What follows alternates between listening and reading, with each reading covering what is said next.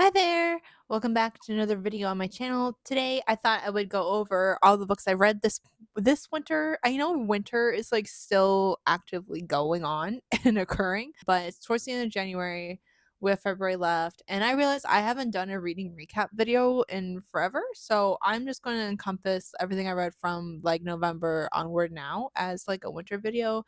And if I read a lot in February, I'll just like make a separate February video. But yeah, this is my seasonal read section for everything I've read over the holidays and this past winter. So if you're interested in that, just keep on watching. So yes, hello. I am in my cozy sweater in my cozy room, my cozy reading room slash sunroom. If you can see the glare in my glasses, I am so sorry, but I am out of contacts. So this is what I'm doing now. We will all suffer light glare together. And oh my god, I need a haircut so bad. Like my bangs are so long. I just need general maintenance. Like I need mental health maintenance. I need hair maintenance. I need freaking glasses maintenance or contact maintenance. It's a struggle right now. Please be patient with me. 2025 has been I'm just saying 2025 has been like punch after punch after punch for me in my household. So yeah, please just bear with me. But anyway, I'm gonna get into this now. I'm gonna get into this like reading section. So first thing first, I read this in November. This is Mr. Magic by Kirsten White, and like I rated these all in Goodreads. I did the star thing, but honestly, I do not remember what I gave for this. I probably gave this like a 3.5, 4 stars. This book I really want to pick up because it's been on my list forever, and it is a scary horror novel about a children's program from like the 80s or 90s, like a children's show. And I remember when I started reading this, I just finished watching the TV Glow, or I saw the TV Glow, that's what it's called. I just finished that movie right before I started reading this, and I was on a hype. I was like, okay, I have to read this because if you don't know, I saw the TV Glow is also a scary movie based around a children's program from like the 90s era. That movie is so beautifully done and weird, and I like the actor who's in it quite a bit.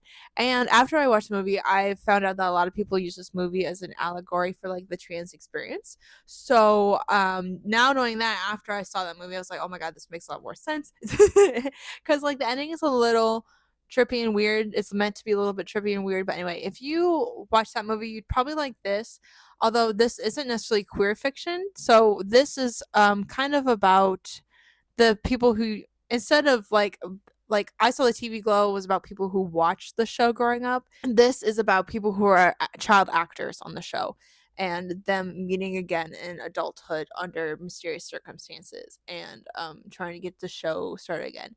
This is supposed to be like, okay, I'm gonna say what it is, and then I'm gonna say my opinion on it because I feel like I kind of do things in reverse order sometimes.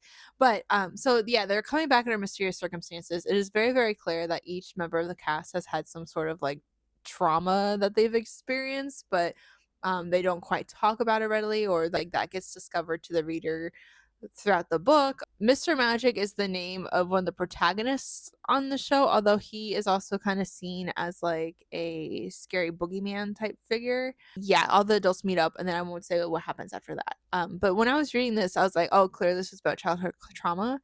And then it does the thing that a lot of books have been doing lately, which is a pet peeve of mine, where it like blatantly tells you I have childhood trauma instead of just like showing us like, or like letting us figure that out for ourselves. Likewise, when I was reading this, I got like heavy Mormon vibes or like religious references, but definitely Mormon vibes. And then that is explicitly said. I figured that out based on the geography of like where this takes place and like the religious sort of trauma that's kind of brought up. I was like, oh, this is probably about Mormons. And it is pretty much about Mormons. And then I looked it up, and the author herself, I think at one point was part of the Mormon Church. Fact check me. We'll fact check that while I'm editing.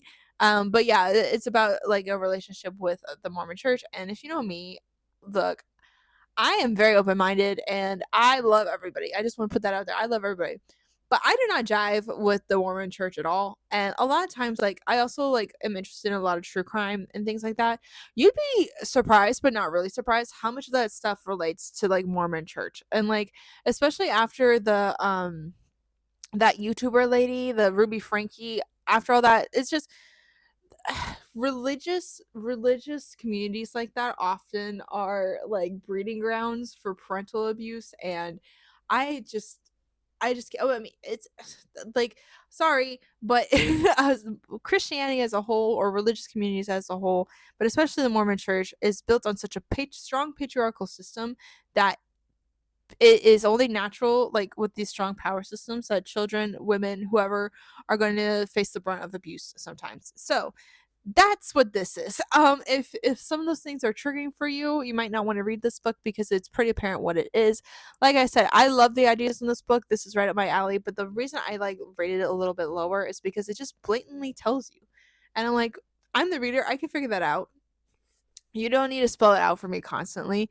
But I just feel like a lot of books and a lot of horror books I've been reading, when it's supposed to pertain to some sort of metaphor for trauma or whatever, instead of just letting it breathe on its own, it's like blatantly in your face. So that's been a little bit annoying. If you guys have any like spooky book recommendations for me with a book that doesn't do that, I am all ears. Please let me know in the comments down below because I really need that. But anywho, okay, that was November. I was busy November because of holidays, seeing my family, but also prepping for an international flight to Brazil for December. So I didn't read a whole lot in November, but I got 2 books done in December. The first one I read is called All's Well by Mona Awad. If you guys know, I'm a big fan of Bunny. That's one of my favorite books. And I actually met Mona Awad last November and got a signed copy of Bunny from her. And then I also bought All's Well. I've also read Rouge from her, and I liked Rouge. There's a video of me talking about Rouge somewhere here on this channel, but I also liked Rouge. This is my 3rd book of hers. The writing again is impeccable. Love it. This, I feel like if you are like a theater kid, you're gonna love this, or if you're somebody who reads a lot of Shakespeare, you're gonna love this because the All's Well is literally the name of the title, but it's also, this is about a woman who teaches theater at a college, and she deals with chronic pain, and she has like a disability revolving around her chronic pain, and her being really frustrated with like the doctors and like all these treatments not working and people kind of poo-pooing her over her pain. And then she wants to do the play All's Well That Ends Well, but then the other students want to do Macbeth. And so her reality starts blending along with the main stories of All's Well That Ends Well and the play Macbeth. And I'm not super familiar with either of these plays, but I still was able to read this and enjoy it. I think I would have gotten more enjoyment out of it if I was more familiar with the text it was referring to, or the text that I was constantly referencing. But it was still really good. Again, Mona Awad does this thing where she likes to do like not only perversion of fairy tales, but also an unreliable narrator or unreliable character. This lady is popping pills constantly.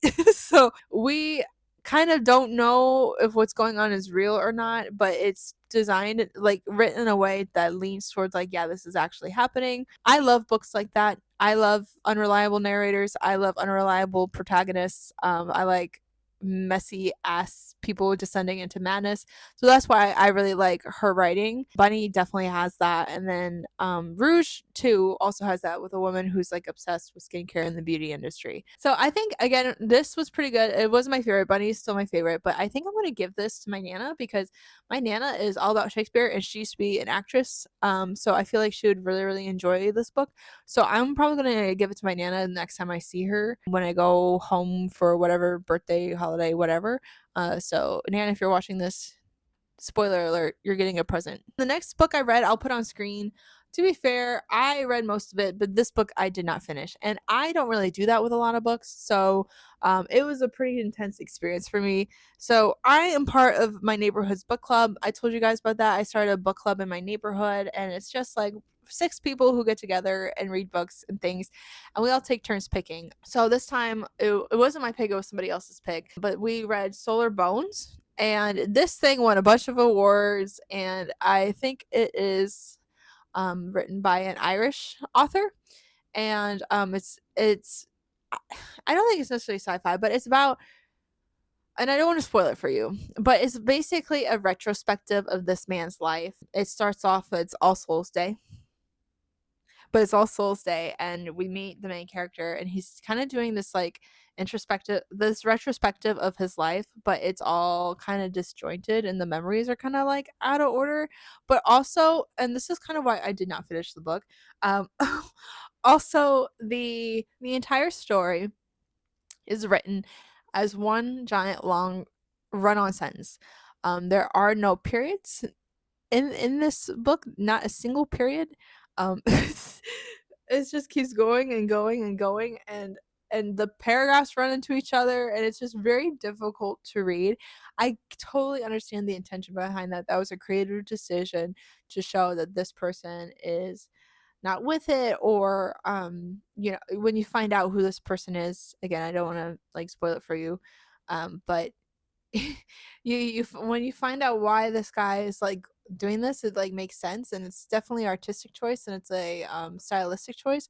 But man, it made it hard to read. I also read this book on the Kindle, so maybe that's why.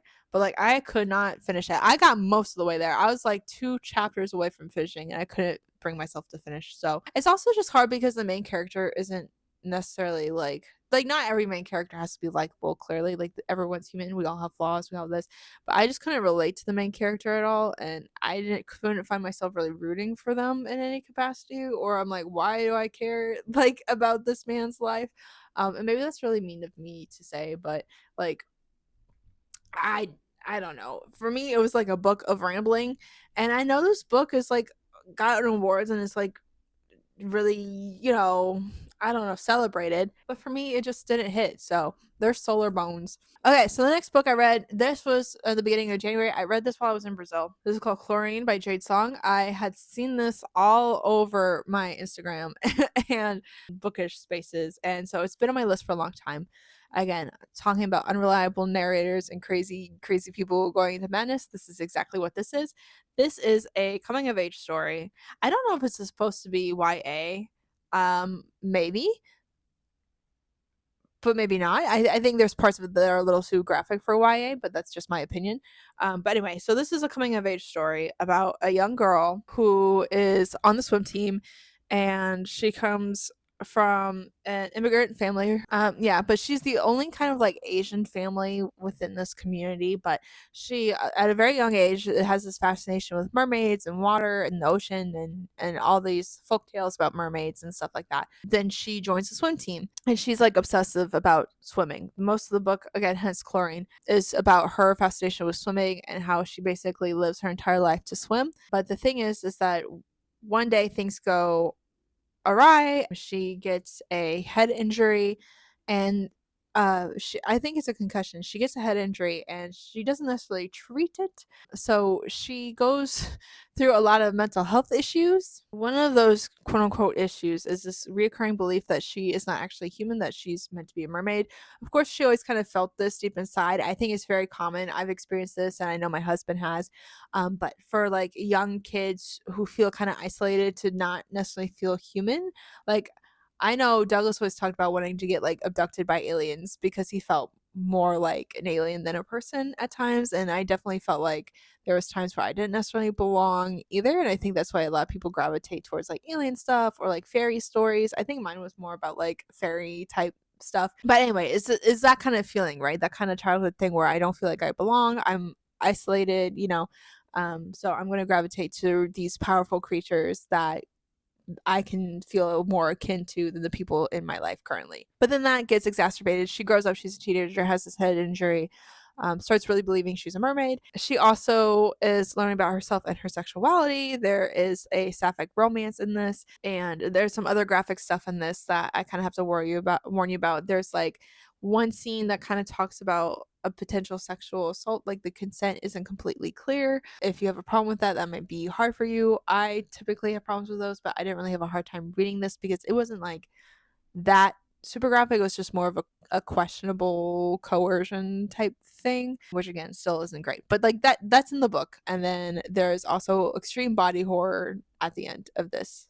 No, maybe not extreme for me. But if you don't want to be spoiled, skip a couple seconds. Okay, 3, 2, 1. She wants to be a mermaid so bad she sews her legs together. Bing. Okay. Okay, if you skip that, great. Yeah, but that's the how this book ensues. So again, another similar to Mona Awad in the books I like, a young woman descending into madness, questionable realities going on. This kind of they also like the chapters go back and forth, so you get her the main character's perspective, but you also get her little like situationships, girlfriend not friend, girlfriend but more friends type situation perspective. And then you get like it's like almost written retrospectively, so it kind of confuses the reader even more about like whether or not she really is a mermaid or not. So it's a great book, I really liked it. So if you are like me, you would probably love this. Okay, I'm gonna put the other cover on the screen right here. The other book I read in January, which again was a very short, quick read, also for book club. This was my pick for book club. I got this YouTube recommendation, or I got this book recommendation from a YouTuber called Reads with Rachel. She is somebody that I've been watching on YouTube for quite a long time. I think she's more known for her videos about like books she like dislikes, um, because those videos pop up for me more. Which again, that's just how algorithms work. But she does videos she doesn't like, and she talks about book banning in Florida quite a bit. But she does have every now and then videos about books she did really enjoy. And one of the ones she really enjoyed was called An Elderly Lady is Up to No Good. And it is a short story collection written by a Swedish person who normally writes like crime fiction, like mysteries, like crime fiction. This is actually more experimental for this author. So she has a detective series which she features like two detectives in particular. But this is an experimental thing for her. She's writing short stories through the gaze of a criminal this time, which she normally doesn't do. But the criminal in question is an 88-year-old woman named Maud, who has this apartment that she doesn't have to pay rent for at all, a really schwanky apartment in Sweden. And she does everything in her power to make sure she keeps that apartment and that everybody leaves her alone. There are like 4 short stories in this edition. I know there's a sequel to this actually, but this is the first one. An elderly woman is up to no good, and there's about 4 short stories in it, and it's literally just like an old woman who everyone thinks is like senile or helpless when she's really not, and she's just murdering people. And it's great. It's humorous, it's funny, it's cheeky, and it also talks about how like we treat elderly people as a society. So yeah, it's nice. It's fun. It was a quick read. I think the other people in book club enjoyed it. We're supposed to be meeting soon to talk about this, but I got some texts from folks to say that they enjoyed it and they thought it was funny. So this is also on the list if you want something like short, quick, humorous, but still kind of like not spooky. It's more of just a dark humor situation, I think. But yeah, this is an elderly woman is up to no good. Okay, the last thing I'm just going to show what I'm currently reading because I'm almost done with this book. But I started reading The Picture of Dorian Gray by Oscar Wilde. This I picked up at like a secondhand bookshop in my hometown. This was only like $5. So I was like, hell yeah, I'm going to get it. I've been wanting to read this book for a long time. It is, I think, currently on the banned book list. It's so funny because like I was at my friend's house the other day and I found out he was reading this too the exact same time I am, and we never even talked about it. So that's very exciting. So when we finish it, I have somebody to talk to about it. I guess this would fall under like a classic. Okay, the story of Dorian Gray. So it is about a young man who is extremely beautiful and young and everything. So he gets a portrait painted of him, or several portraits actually, but this artist guy is also just enamored with him because he's so young and beautiful and pure and great.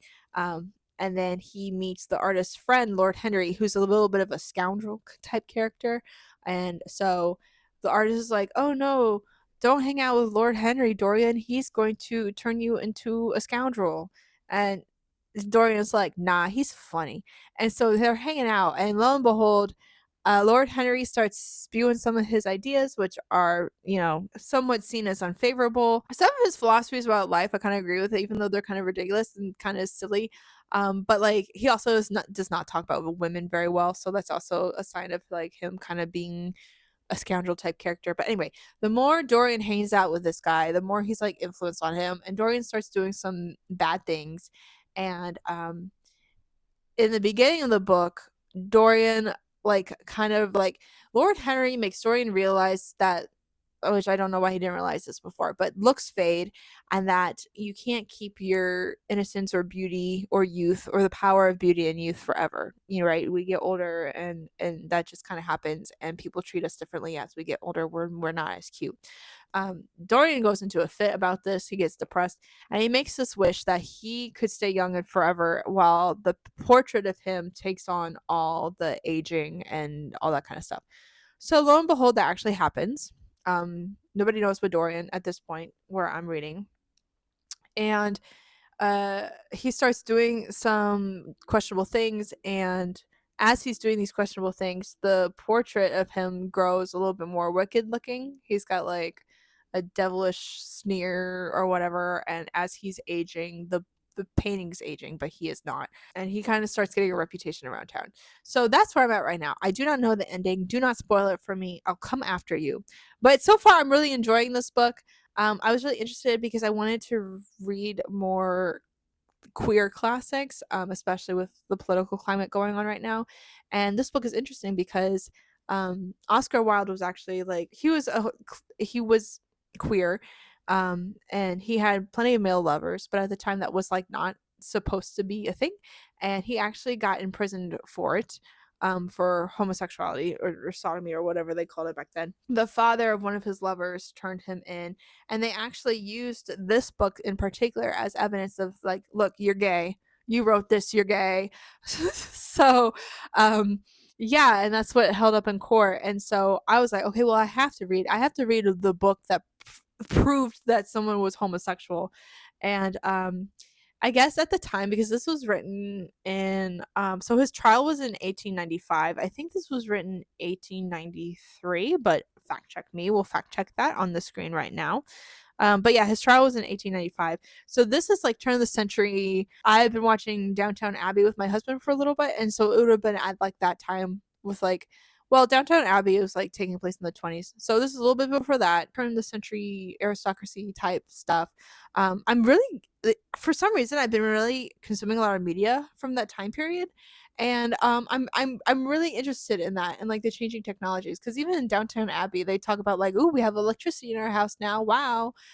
Or they have a, what's it called, not a record player, is it a sonograph maybe, but they have like pictures of that, and that's like a revolutionary technology as well. But anyway, so that era has been speaking to me. I don't know what I will do with that creatively just yet, but I've been really enjoying that. So this book is like from that era, and you could tell he's like constantly making fun of high society and like rigid moralities. Like, even the beginning of this book, he talks about how um all the art of that era is like autobiographical, and that's what makes it boring, is that everybody thinks art is meant to be like an autobiography or something, when art should be created just for the aesthetics of art. um and then they use this book to say like, oh, you're gay, you're duh. It's a little ironic. I mean, the man was queer, but like still, I don't know. It's just interesting. So yeah, I'm going to be finishing this. I have a couple chapters. I have a couple more chapters to go. There's a lot of notes in the back, so it looks like I have more than I actually do. I mean, I'm going to read all the notes and references and stuff anyway because I like that kind of stuff. But yeah, this is what I have left. Yeah, so that's everything on my winter reading list. I also so I will probably continue to read whatever my book club picks, honestly, for for these upcoming months, especially in February. I've also been invited to join a different book club that's affiliated with the Chicago Public Library. A friend of mine goes there, so I'm thinking about joining, just because they're currently reading um what's it called, the one that's written by Jordan Peele, something about screaming. I'm gonna put the book title on here, and then I will remember. I'm sure as soon as I'm like editing this. But anyway, they have the short story collection about black horror right here. It's edited by Jordan Peele. It's something screaming. But yeah, I've been wanting to read this forever. This came out around the same time, I think, as Never Whistle at Night, which was a little bit ago. But that's what they're currently reading for their. It's like a weird book club, so it's like sci-fi, horror, strange fiction, which is really having a moment. And like he's reading that, so he's like, oh my god, Cassie, you would love this. So I'm thinking about joining. I have a library card. I love the Chicago Public Library system. but the meeting place is a little far away from my house. So I'm trying to decide whether or not I actually want to sign up. So yeah, those will probably be in the next video. Whenever I do my next reading wrap up. These aren't as popular on my channel as like some of my other videos, so I don't know if I'm going to start keep making them every month, but maybe I'll do it like seasonally and just kind of show you guys what's going on seasonally, and that way I don't feel pressured to have to read like crazy during a month, and I can just read when I want to, for escapism or for whatever. I don't know what happened, the camera cut out, but anyway, these are all the books that I've read for this winter season. Let me know what you've been reading or what you read over the holidays. Leave it down below, and we can exchange book recs. It would be great. Thank you so much for watching. If you like this video, feel free to like the video, comment down below, share with a friend, or subscribe to the channel. Please, please, please. That would help me out a lot. And until next time, thanks. Bye.